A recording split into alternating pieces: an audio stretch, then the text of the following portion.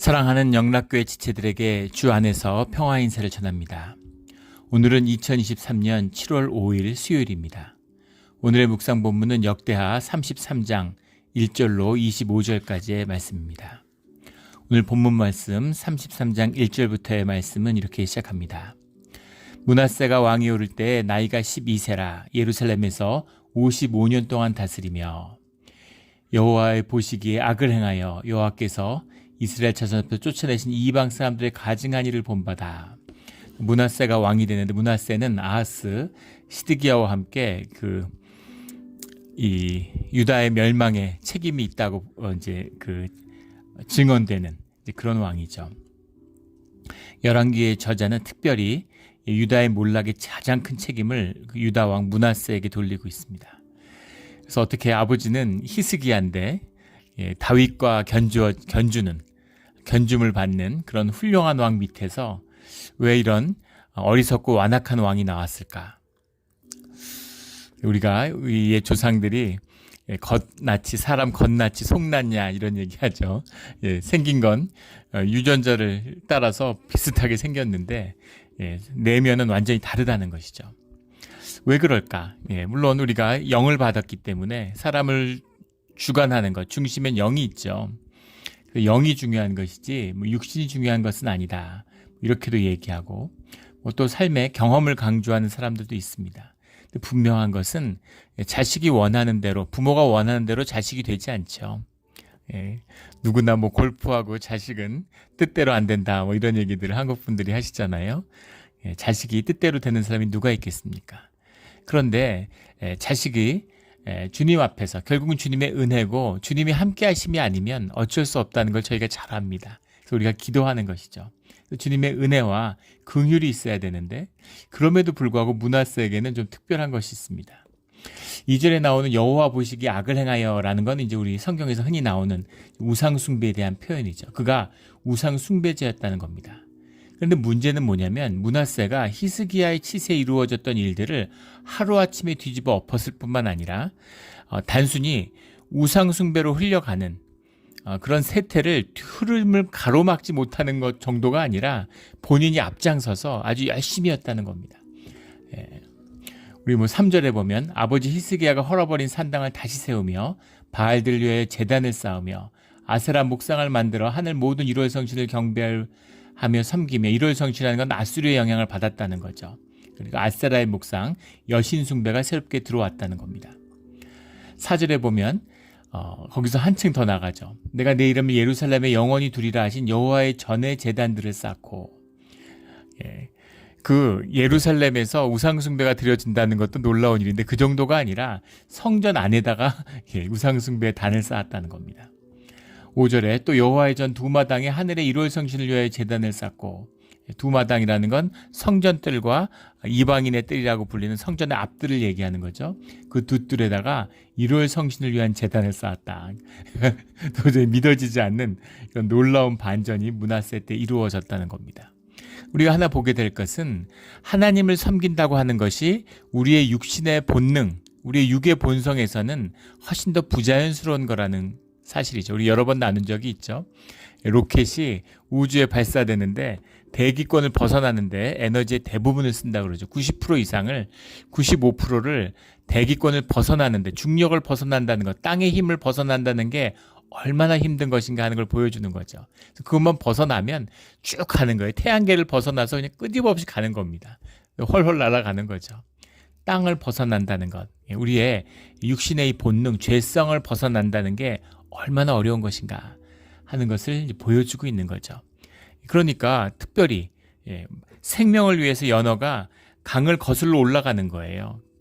가만히 있으면 떠내려가는 겁니다. 중력의 힘에 따라서, 강물의 힘을 따라서 그걸 거슬러 올라가는 것, 생명을 향해서. 그것이 신앙과 같은 것이죠. 우리가 의식적으로 노력하지 않으면, 그냥 열심히 있어도 쉽지 않아요.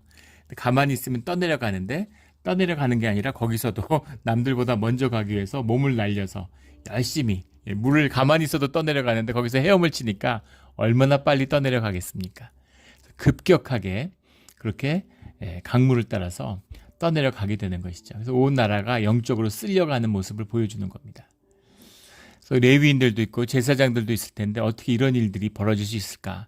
집단적으로 타락해가는 그런 모습들인 것이죠.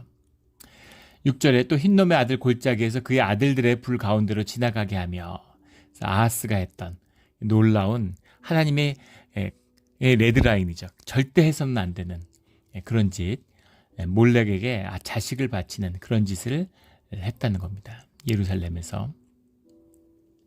또 점치며 사술과 요술을 행하여 신접한 자와 박수를 신임하여 여호와 보시기에 악을 많이 행하여 여호와를 진노하게 하였다. 이렇게 나옵니다.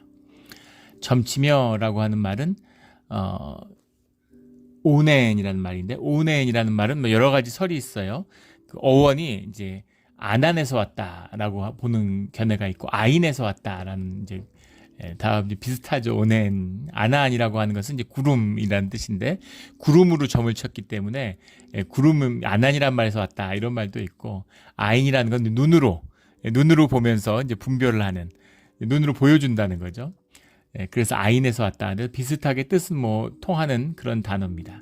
점을 쳤고, 사술이라고 하는 건 니헤시라는 말인데, 니헤시라는 말이 나하시라는 말이 이제 히브리어로 뱀이에요. 그래서 이제 여기 사악하다는 사술을 썼는지 아니면 뱀사자를 써서 사술이라고 했는지 모르겠는데, 뱀을 이용해서 점을 쳤다 이런 기록도 있습니다. 이렇게 바구니 같은 뱀을 넣어가지고 뱀을 불러내는 뱀 소리가 이제 슉슉슉 하는 뱀 소리가 나잖아요. 그런 소리를 이용하기도 하고, 지금도 우리 뭐 인도 이런 데 가면은 이렇게 다큐멘터리 이런 데 보면 이렇게 피리 같은 거 불면 뱀이 나오잖아요. 사실은 소리를 듣고 나오는 것이 아니라 그 피리 끝에 나오는 그 바람 때문에 그거에 자극을 받아서 나오는 것이라고 그러죠. 근데 그 뱀을 이용해서 점을 쳤다. 이제 뭐 이런, 그래서 이제 나하시에서 왔다. 뭐 이렇게도 얘기하는데, 니헤시라는 게 사술이라고 번역된 것입니다. 요술이라고 하는 것은 이제 키셰프라는 말인데, 케세프라는 말이 주문이에요.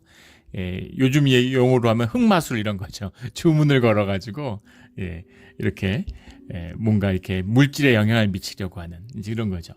흑마술이라고 그러잖아요. 그걸 이제 키셰프라고 하는 겁니다. 별거 다 한 거죠. 할 수 있는 건 다 했다 이렇게 보면 되겠습니다.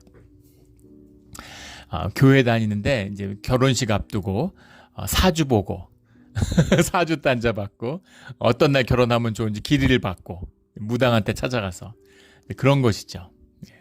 그러니까 아무 의미가 없는 겁니다. 여호와를 숭배한다고 하든 교회를 다닌다고 하든 무슨 차이가 있겠어요. 오히려 안 다니는 것보다 더 못하죠. 교회 안 다니는데 주님을 몰라가지고 이런 전보고 이러는 건, 주님이 그런 거 전봤다고 뭐라 그러시겠어요. 주님을 모르는데. 근데 교회 다니고 예배 드린다 그러는데, 교회 중직자인데 전보로 다닌다 이러면 이제 훨씬 더 비극적인 그런 저주가 기다리고 있는 것이죠. 우리 모든 이런 사수를 끊고 주님에만 집중하는 우리의 신앙의 자리, 진실한 자리가 되기를 주의 이름으로 축원합니다. 또 어떻게 주님을 섬기는 자들이 이런 온갖 것에 다 빠져들까? 주님의 예배도 종교에 빠져서 결국 가짜이기 때문인 겁니다. 다 가짜인데 무슨 차이가 있어요? 무슨 명품백 가짜거나 뭐 무슨 중위품 가짜거나 무슨 차이가, 어차피 다 가짜인데. 그런 것이죠. 진짜를 놓치면 이렇게 되는 겁니다. 본질을 잃어버리면 이렇게 되는 거죠. 인간은 기본적으로 종교성을 갖고 있죠. 호모 릴리지쿠스라고 그러잖아요. 35,000년 전 석기 시대에 그런 동굴벽화, 뭐 알타미라 동굴벽화 이런 데를 보면 그때 제사 지내는 모습이 나와요. 사회나 국가가 종교를 만든 게 아니라 종교가 사회와 국가를 만들었다는 것이 이제 지금의 그 역사의 정설이 됐죠. 영을 갖고 있기 때문에 기본적으로 영 때문에 사람들이 묶이고 영 때문에 하나가 되는 것이죠. 하나를 회복하려는 마음, 그게 종교성으로 표출되는 것입니다. 그래서 종교에 대한 추구가 있어요. 유럽에서 가장 무슨 뭐 타로점, 별점 이런 게 극성을 부리는 게 프랑스입니다. 프랑스 대혁명의 나라잖아요. 세속주의의 대명사.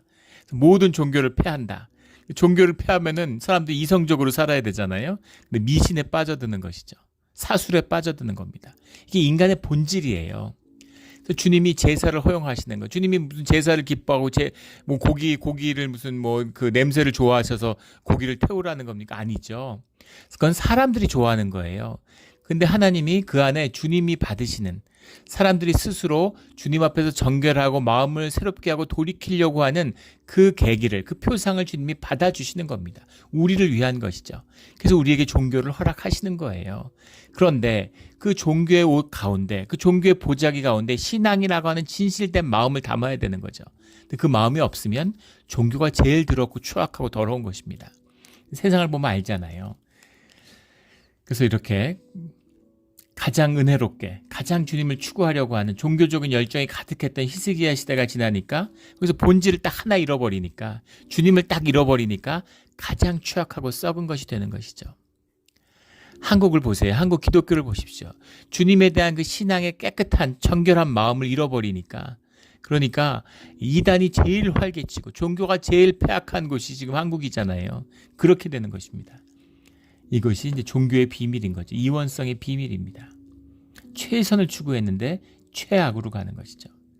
우리 늘 이 신앙의 중심을 잃지 않는 그런 우리 교회와 신앙의 자리가 되기를 주의 이름으로 축원합니다. 7절에 또 자기가 만든 아로새긴 목상을 하나님의 전에 세웠더라. 자기가 만든 아로새긴 목상, 이렇게 해석을 했는데, 페셀, 핫세멜 이런 말입니다. 페셀, 핫세멜 이런 말인데, 페셀이라는 것이 이제 뭐 영어의 성경에 보면 carved 이미지 뭐 이렇게 해석을 했는데, 뭐 새겼다 이런 뜻도 되고 닮았다 이런 뜻도 되는데, 무언가를 이렇게 담게, 뱀이나 뭐 양머리나 소머리 이런 것들을 이렇게 새기는 것이죠. 나무에 새기는 것, 핫세멜이라는 표현을 쓰는데, 보통 이제 성경에 나오는 우상이라고 하는 표현은 이제 마세케라는 건데, 이건 주물을 떠가지고 청동을 부어서 이제 부어 만드는 주물 우상을 마세케라고 그러고, 새겨서 깎아서 만든 것을 이제 핫세멜이라고 부르는 겁니다. 목상을 하나님의 전에 세웠더라. 성전에다가 목상을 이제 세웠다는 거죠. 참 이게 있을 수 있는 일입니까? 그러니까 한 무너지니까 어떻게까지 무너지는지. 근데 이 므낫세의 통치가 유다의 멸망에 가장 큰 영향이 됐다고 보는 건 통치 시기가 길었어요. 그래서 반세기 가까운 그런 이 우상 숭배가 하면서 이 어떤 근본 뿌리를 완전히 무너뜨리는 그런 일이 있었다는 겁니다. 그걸 돌이키려고 하셨다면 주님이 돌이킬 수 있었겠죠. 그런데 주님이 그것을 돌이키시려고 하는, 그러나 언제까지 그러겠습니까? 이유식 얘기 나눴잖아요, 어저께. 언제까지 이유식을 먹겠어요? 삶이 자라나야 되는 거죠. 신앙이 자라나야 되는 거죠. 예전에 왜 붙들어줬는데 이제는 안 붙들어주세요. 언제까지 그런 아이들이 그 보행 지지하는 기구를 쓰잖아요. 이렇게 다리에 껴가지고 이렇게 밀고 다니는. 그걸 하면 처음에 걸음걸이에 도움이 되죠. 그런데 그걸 계속 쓰면은 아이들이 무릎이 발달하고 이 다리가 발달하는데 방해가 된다는 거 아니에요? 그래서 일정 기간만 도움이 되는 거죠. 이유식처럼 언젠가는 모유를 먹고 또 분유를 먹고 이유식을 먹고 쌀밥을 먹고 고기를 씹어 먹고 이렇게 돼야 되는 거죠. 그런데 그 주어진 자유마다 주님의 그런 어떻게 보면 시험의 때라고 할 수도 있죠. 그렇게 주님께로부터 이런 그 자유함을 얻을 때마다 그 자유 의지로 이런 퇴락의 멸망의 선택을 하는 인간의 어리석음을 이제 보여주는 겁니다. 그런데 이것이 이제 우리가 본질의 역사를 보고 성경의 기록을 보니까 어리석다고 얘기하지, 그 당시의 세상으로 보면, 눈으로 보면, 현상의 눈으로 보면 지혜롭다고 했을 겁니다. 진짜 잘한다고. 그러니까 통치가 평화롭게 오래 간 거죠. 백성들 다 기뻐하고 경제 잘 돌아가고 해외 관계 좋고, 그러니까 뭐 다 좋은 거죠. 왜 이렇게 우상에 빠져들었겠습니까? 그 시대의 세계 제국인 아수르의 영향에 젖어드는 거예요. 아수르의 영향을 깊이 받으니까, 그러니까 뭐 평화가 오고 다 문제 없는 거고 다 좋은 것 같은 거죠. 근데 그것이 결국은 멸망의 단초가 된다라는 거죠. 왜냐하면 역사의 주인은 아수르가 아니라 주님이시기 때문입니다. 이게 망하는 이유예요. 한 7, 8년 전인가요? 2015년경이었던 것 같은데, 그때 한국의 대통령이 중국을 방문해서 전승절 행사에 참석했어요. 전승절에 참석한다는 것도 충격이었는데, 열병식에 그 천안문에 있는 단 위에 올라왔습니다. 푸틴하고 시진핑 사이에 서 있던 모습이 지금도 이제 눈에 선한데 굉장한 충격을 받았습니다. 있을 수 없는 일이죠. 한국이 6.25 때 중국하고 싸웠고 유엔 정전 체제 하에서 아직 전쟁이 끝난 게 아니죠. 싸웠던 상대가 중국이에요. 근데 중국의 열병식에 전승전 열병식에 한국 대통령이 참석한다. 물론 6.25를 의미하는 건 아니라 2차 세계대전을 의미하는 건데 그런 전승절을 하는 나라는 러시아하고 중국밖에 없죠. 원래는 사회주의를 홍보하는 사회주의의 단결을 홍보하는 그런 행사였습니다. 심지어 예전에 그 공산주의 동맹 블록에 있었던 바르샤바 나토에 대항하는 바르샤바 조약군에 소속된 나라들도 거기에 참석하지 않습니다. 사회주의를 받아들일 수 없다 이런 얘기인 거죠. 근데 자유 대한민국 북한과 대치하고 있는 나라의 국가 원수가 전승절도 그런데 열병식에 올라서 중국 군대를 사열한다? 이게 말이 됩니까? 있을 수 없는 얘기죠. 쇼킹이었어요. 그런데 그때 막 찬반이 엇갈렸는데 그때 칭찬하는 여론이 많았습니다. 전반적으로는 다 칭찬하는 일색이었죠. 중국하고 무역이 잘 되고 한류 붐이 중국을 강타하고 있었기 때문에 야 이제 중국 때문에 우리가 잘 살고 중국 때문에 이제 먹고 살 거다.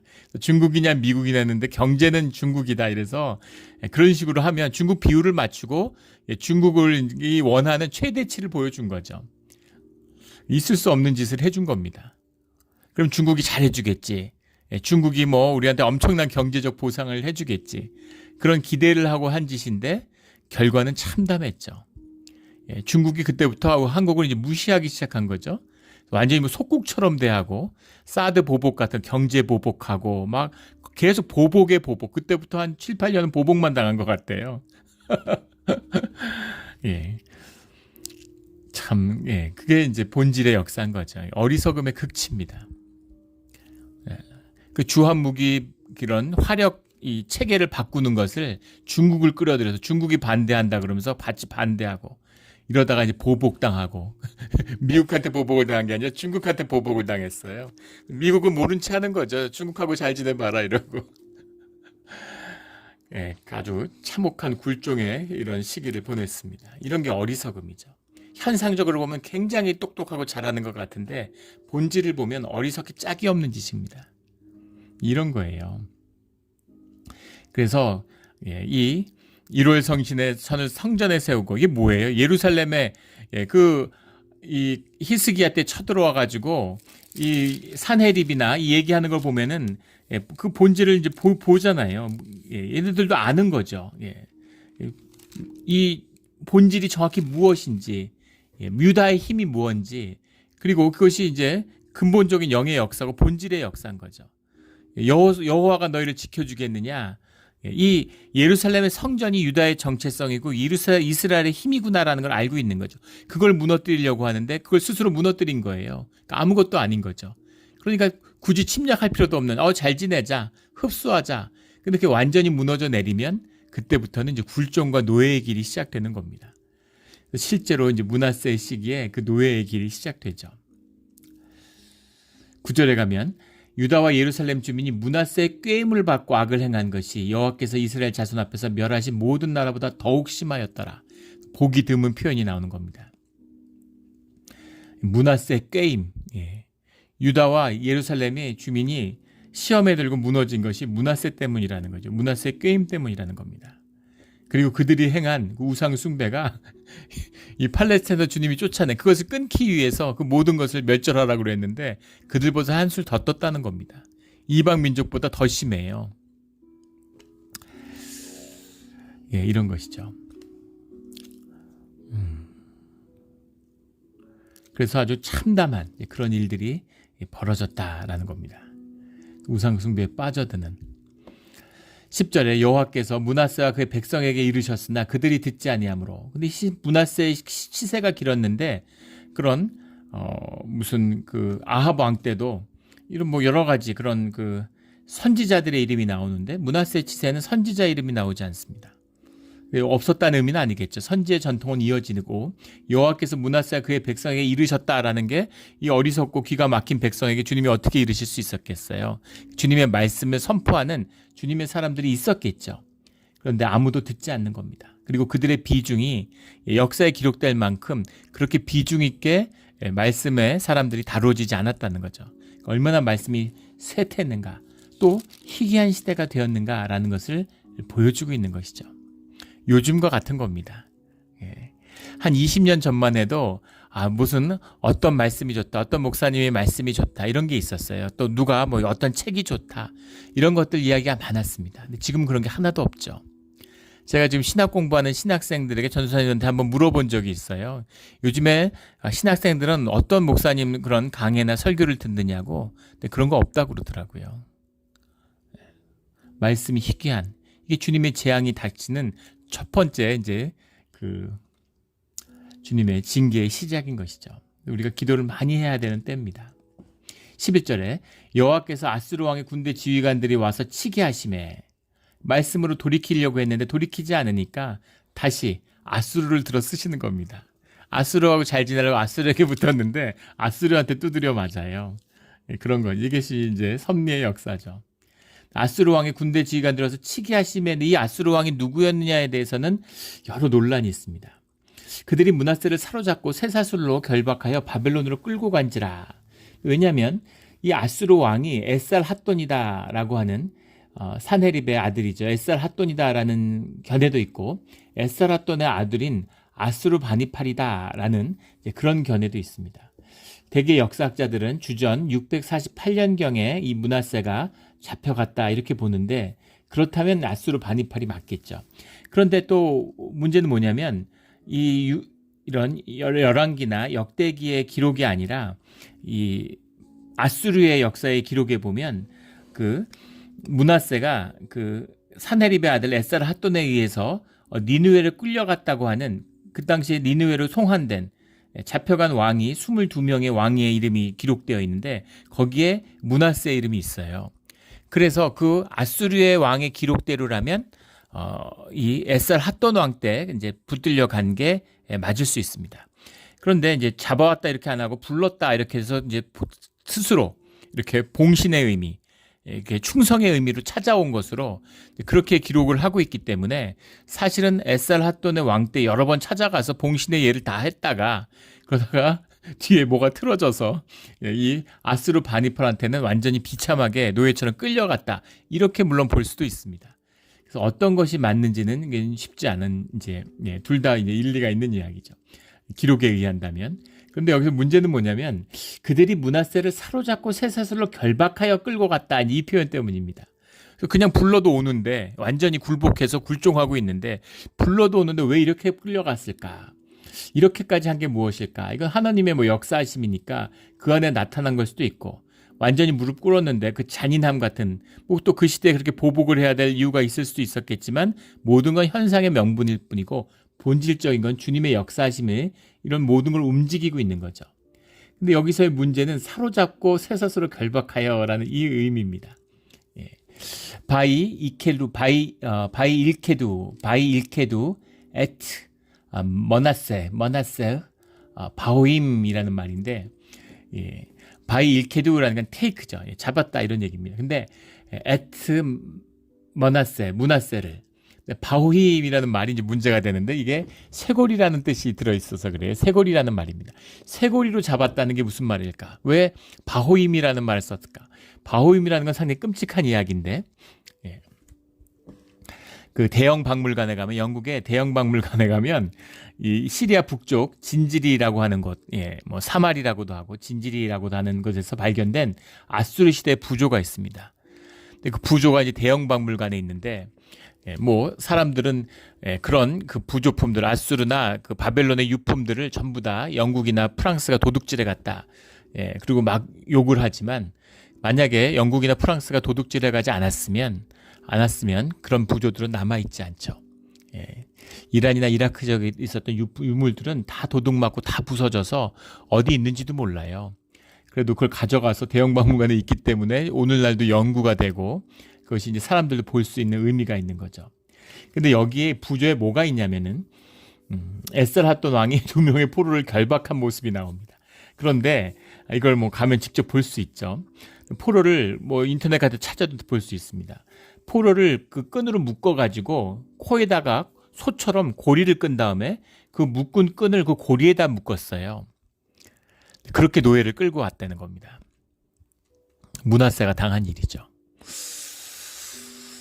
끔찍하죠. 소를 이렇게 해도, 지금 같은 경우 소를 이렇게 해도 아마 난리 날 겁니다. 근데 소가 아니라 왕을 그렇게 끌고 온 거예요. 자, 므낫세만 잡아갔겠습니까? 자, 왔는데 다 놔두고 왕만 잡아와, 왕만 끌고 갔을까요? 우리 그 병자호란 때, 그 병자호란은 사실 뭐 크게 싸운 것도 없죠. 쳐들어왔는데 딱 12일 만에 남한산성이 포위됐습니다. 거기서 한 달 보름, 한 45일 버티다가 삼전도에서 309고도 머리를, 이마를 9번 찢는, 이마에 피가 터졌다 그러죠. 항복한 겁니다, 그냥. 예. 항복했는데 왕을 끌고 가지 않았어요. 예, 근데 뭐 이제 처녀 3만 명을 끌고 갔다 그러죠. 유부녀도 많이 끌려가고. 예, 그러니까는 그 종군 위안부로 끌고 간 거죠. 돌아왔는데, 예, 그걸 이제 환향녀, 우리가 이제 그 여성들, 윤리적이지 도덕적이지 못한 여성들을 비난할 때, 요즘엔 쓰지 않죠. 옛날에는 뭐 환향년이다 뭐 이런 표현들 썼잖아요. 그게 환향녀에서 왔다는 거죠. 그래서 그 위안부로 돌아온 그 불쌍하고 지키지 못했던, 그것을 가슴 아파하고 품지 못하고, 예, 그걸 이제 비난했다는 것도 그런데 비극적인 역사죠. 근데 3만 명을 끌어갔는데 거기는 뭐 이제 그 중신들, 그래서 뭐 세자, 소현 세자도 끌어간 거 아니에요? 그러니까 한국의 참 그 불운함, 국난이 닥칠 때마다 용렬한 지도자들이 있어서 한없이 무능하고, 고정, 인조, 선조 다 마찬가지죠.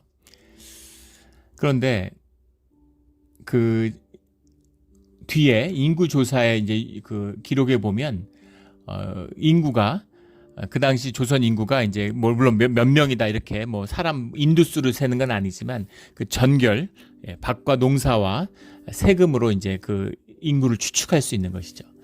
근데 인구가 한 380만 정도 됐는데, 병자호란 전에, 뭐 그 전에도 임진왜란도 있었고 정묘호란도 있었고 많은 피해가 있었지만 병자호란 이후에 인구가 한 50만 줄었다는 겁니다. 예, 지금으로 하면 2, 3%의 인구가 준 거예요. 그러니까 그 실제 역사에 기록되지 않은 얼마나 참혹한 수탈과 약탈이 있었는지를 이제 보고 있는 거죠. 예, 왕을 고리를 꿰가지고 끌고 갔을 정도면 짐승처럼, 일반 백성은 어떤 대접을 받았겠습니까?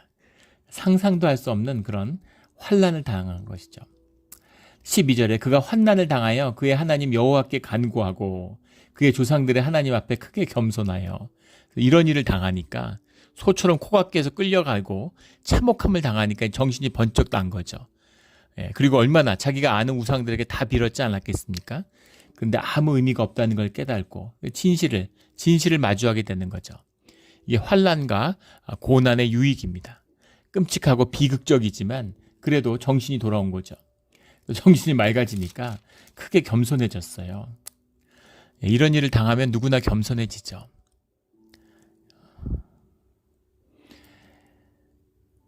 길에서 무슨 거지가 돼가지고 구걸을 하면서 오만한 사람이 있겠습니까? 이거는 뭐 참된 겸손은 아닌데, 그러니까 인생이 뭐 자기를 둘러싸고 있는 모든 것들이 다 부서지고 나니까 겸손한 거죠. 이게 에고가 부서진, 에고라는 게 뭐예요? 자기 환상, 환경과 조건이 자기라고 믿는 거잖아요. 환경과 조건이 부서지면 에고도 부서지죠. 이렇게 주님이 다루시는 방법이 있습니다.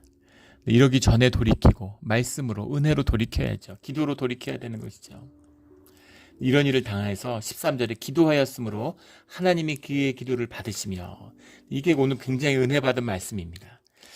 므낫세의 기도, 성전에다가 우상을 세우고 그 제단을 부시고 자기 자식을 몰렉에게 바치는 이런 자인데, 근데 그가 기도하니까 주님이 그의 기도를 받으셨다는 거죠. 기도하라고 환난을 주셨잖아요. 그러니까 환난 가운데 기도하니까 주님이 기도를 받으시고 돌이켜 주시는 거죠. 그래서 그의 간구를 들으시사 그가 예루살렘에 돌아와서 다시 왕위에 앉게 하시매, 주님의 은혜로 다시 왕이 되었다는 것이죠. 그제서야 므낫세가 여호와께서 하나님이신 줄 알았더라. 그제서야 여호와께서 하나님이신 줄 알았더라. 하나님이 능력의 하나님이고 역사의 주인이 하나님이신 것을 그제서야 알았더라. 그제서가 되지 않도록, 이때가 되지 않기 전에 주님을 만나는 우리의 삶의 자리가 되기를 주의 이름으로 축원합니다. 이렇게 돌이켜서는 안 되겠죠. 이렇게 돌이켜서는 안 되는 겁니다. 그래도 돌이키지 않는 것보다는 나은 것이죠. 어떤 상황에서도 어떤 죄를 범해도 주님께 회개하고 간구하면 주님이 기도를 들어주신다라는 은혜의 말씀이죠. 예. 그래서 다시 돌아와서 이제 왕이 된 겁니다. 왕이 돌아와서는 말년에 므낫세가 죽기 직전에 다시 개혁을 해요. 근데 55년 치세인데 그의 개혁은 마지막에 6년 정도에 해당됐다라고 이야기하죠. 15절에 이방신들과 여호와의 전에 우상을 제거하며 여호와의 전을 건축한 사내와 예루살렘에 쌓은 모든 제단들을 다 성 밖에 던지고 16절에 여호와의 제단을 보수하고 보수하다라는 말이 이제 성경에 몇 번 나오는데 바이벤이라는 말이죠. 바이벤이라는 말은 이제 재건했다 이런 말입니다. 무슨 말이겠어요? 제단을 없앴다는 얘기죠. 예. 제사를 안 드리니까 제단 필요 없죠. 그러니까 제단을 없애고 그 자리에다가 우상을 세웠는데 다시 제단을 만들었다. 제사를 만들었다는 얘기는 제사를 드리는 거죠. 번제를 지내고 회개하고 화목제물을 드리고 화목제와 감사제를 그 제단 위에 드리고 유다를 명령하여 이스라엘 하나님 여호와를 섬기라 하매 백성이 그의 하나님 여호와께만 제사를 드렸으나 이제 제사는 회복이 됐는데 아직도 산당에서 제사를 드렸더라. 환난을 당하고 두드려 맞아서 와서 드리는 제사인데 이것이 마음과 온전한 신령과 자원하는 그런 심령의 제사가 예배가 됐겠습니까? 그런 거죠. 예. 예전에 한번 몇 번 나눈 적이 있었는데 우리 예전에 한국에 섬겼을 때 교회 집사님인데 어릴 때 어머니가 예, 초등학교도 가기 전인데 새벽 기도를 매일 데리고 갔는데 졸면 때마다 뒤통수를 갈겨가지고 정신이 번쩍 들어서 또 깨고 그래서 계속 막 알지도 못하는 기도를 따라서 하고 막 이랬는데 철이 들면서 정말 자기가 나이가 들고 어른이 되면 2번 다시는 교회에 나가지 않겠다. 이런 결심을 수도 없이 했다는 겁니다. 종교의 경험에 사람을 묶으려고 그러는 거죠. 그게 우상숭배입니다. 그건 신앙이 아니에요. 그런 식으로 여호와께 아예 사람들 여호와 숭배를 시키면 안 되는 것이죠. 그럼에도 불구하고 뒤에 본인이 돌아와서 다시 하나님을 만나고 또 하나님을 찾게 되고 하나님의 살아계신 하나님을 만나게 된 또 그 은혜가 부모의 기도고 엄마의 새벽 기도였다는 것을 알게 됐다. 그 은혜가 컸구나라는 걸 깨닫게 되었다. 이런 고백을 하시는 거예요. 또 그것이 엄마가 강제로 새벽 기도 시켜서 은혜를 받은 게 아니고 어머니의 그 진심, 방법은 좋지 않았지만 그 새벽 기도의 유익을 자식이 알았으면 꼭 그 삶의 그 비밀을 그 기쁨을 알았으면 하는 그 진실이 참된 것이었기 때문에 주님이 그 기도를 받아주시는 거죠. 19절에 호세 사기에 기록되니라 하는 표현이 나오는데 그래서 역대기가 꼭 열왕기에서 많이 가져온 것이지만 다른 치적이 있다, 다른 그 근거가 있다라는 것도 이제 알게 되죠. 그래서 그가 열조와 함께 누움에 20절에 그의 궁에 장사되고 그의 아들 아몬이 왕이 되니라. 그래서 왕에 대한 치세가 21년부터 25절까지 나오는데 그의 치세는 짧았습니다. 2년 동안 예루살렘에서 2년 동안 다스리며 나이가 22세인데 열왕기에 보면 그의 모친 욥바의 하루스의 딸이었다. 이방의 자식이었다라는 걸 이제 알 수 있죠. 그래서 자식의 그 영향은 아버지보다 어머니가 영향이 크죠. 그래서 사실 아몬 왕의 그 일탈이 사실 이방 문화 때문이다라는 것을 열왕기는 깔고 있는 겁니다. 그런데 그 므낫세는 뭘까요? 그러니까 이것은 이제 그렇게 표현할 수 없는 것이죠. 자신의 삶에 주님의 자신의 제단을 쌓아야 하는 두 측면이 다 있어요. 그러면 이렇게 므낫세와 아몬이 악했는데 왜 이걸 멸하지 않았을까? 그때 다윗의 약속이 있기 때문이죠. 다윗의 기도가 있었기 때문입니다. 이것이 신앙의 언약의 비밀이에요. 그러면 다윗의 후손이기 때문에 무조건 은혜를 받느냐? 아니죠. 마치 이삭이 아브라함의 아들이고 주님께 드려졌지만 자신의 제단을 쌓아야 되는 것처럼, 야곱이 자신의 제단을 쌓아야 되는 것처럼, 요셉이 자신의 제단을 쌓아야 되는 것처럼 자신의 삶의 제단을 스스로 쌓아야 하는 그것이 있어야 되는 겁니다. 그것을 위해 기도하고 그것을 위해서 우리가 준비해야 되는 것이죠. 이것이 부모의 신앙이다라는 것을 볼 수 있게 되는 겁니다. 그가 2년 동안 나라를 다스렸는데 22절에 그의 아버지 므낫세 행함같이 여호와 보시기에 악을 행하여 또다시 우상 숭배가 시작되었다는 거죠. 아버지 므낫세가 아롯에게 모든 우상에게 제사에 섬겼으며 다 갖다 던졌는데 쌓아서 부시지 않고 그냥 창고 같은 데 버려둔 거죠. 또 꺼내 나온 겁니다. 또다시 더욱 범죄하니 여호와 앞에서 스스로 겸손하지 않냐고 더욱 범죄하더니, 우상 숭배의 본질이 뭡니까? 에고가 주인 되는 거죠. 누가 우상을 숭배해요? 어리석어서? 아니죠. 자기를 높이는 게 좋은 겁니다. 그래서 기독교에 와서도 우상 숭배를 하려는 거 아니에요. 왜 이단에 빠져듭니까? 바보고 멍청해갖고 이단에 빠져드나요? 우상 숭배의 본질은 자기를 높이는 거예요. 에고가 도취되는 겁니다. 자기 에고 인플레이션을 한없이 일으키는 거죠. 얼마나 기분이 좋아요. 그러니까 우상 숭배에 빠져드는 겁니다. 땅에 이끌리는, 본능에 이끌리는 중력 같은 것이죠. 그래서 다시 아몬이 추락했는데, 그런데 24절에 보면 그의 신하가 반역하여 왕을 궁중에서 죽임에, 25절에 백성들이 아몬 왕을 반역한 사람들을 다 죽이고, 그래서 이 신하는 누구고 이 신하들을 죽인 백성은 누구냐? 이 백성들은 의로운 사람들이냐 나쁜 사람들이냐? 다윗 왕조의 회복을 위해서 죽인 것이냐? 아니면 친아수르파기 때문에 그 아수르파들이 아몬 왕을 죽인 것이냐, 아몬 왕을 죽인 사람들을 죽인 것이냐, 뭐 이런 논란들이 있습니다. 이거 역사학자들이 할 이야기고, 독인 객인이죠. 우상 숭배로 타락한 나라에서 서로 죽이고 죽는데 신하가 왕을 죽이는 게 정상입니까? 누가 의인이고 누가 악인이에요? 다 악인이죠. 의로움이 없고 그냥 사람들이 하는 일인 것입니다. 그런데 그 가운데 그의 아들 요시아가 대신하여 왕을 삼으니라 하는 이것이 주님이 인도하시는 은혜의 역사인 것이죠. 최악에서 다시 주님의 선이 피어나고 또 그 선함 가운데에서 다시 악이 잉태되는 이런 일들이 우리의 육과 영을 가진 우리의 모습 속에서 나타나는 겁니다. 정말 타락한 것 같지만 돌이킬 수 있는 우리가 심령을 가지고 주님 앞에서 기도함으로 주님이 받아주시고, 또 우리가 교만하여지고 기도를 잃어버리면, 주님을 잃어버리면 또 우리가 한없이 육성으로 추락해버리는 것이 우리의 삶의 자리다라는 겁니다. 우리가 십자가에 우리 자신을 매일, 에고를 매일 못 박아야 하는 이유죠.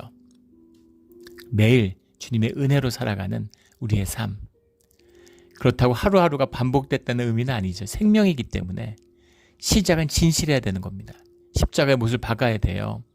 새로운 생명이 있으면, 새로운 생명이 있다고 하면 그럼 죄를 전혀 안 짓고 사느냐? 아니죠. 육신을 입고 있기 때문에 죄를 집니다. 그러나 그것을 다스리면서 우리 삶의 이니셔티브가 주님에게 있으면 우리의 생명이 자라나서 언젠가는 삶에서 하나님의 열매를 맺게 된다는 겁니다. 자녀들이 하나님의 복된 열매를 맺는 것을 보게 된다는 겁니다. 이 은혜를 결코 놓치지 않는 그런 우리 모두가 되기를 주의 이름으로 축원합니다. 아멘. 기도드리겠습니다. 하나님 아버지 감사합니다. 므낫세를 보면서 참담함을 느끼지만 그것이 또 우리의 모습임을 보게 됩니다. 그 가운데에서도 주님이 돌이키시고 기도할 때 응답하시는 주님의 무한한 은혜에 감사를 드립니다. 주님, 무슨 죄를 짓더라도 주님께 돌이키는 자가 되게 하시고 어떤 일이 있어도 주님 앞에서 겸손하며 주님을 경외하는 그 마음은 놓치지 않는 우리의 신앙의 자리가 되도록 이끌어 주시옵소서. 부족한 우리의 믿음을 더하여 주시옵소서. 믿습니다. 감사합니다. 예수 그리스도 이름으로 기도드렸습니다. 아멘.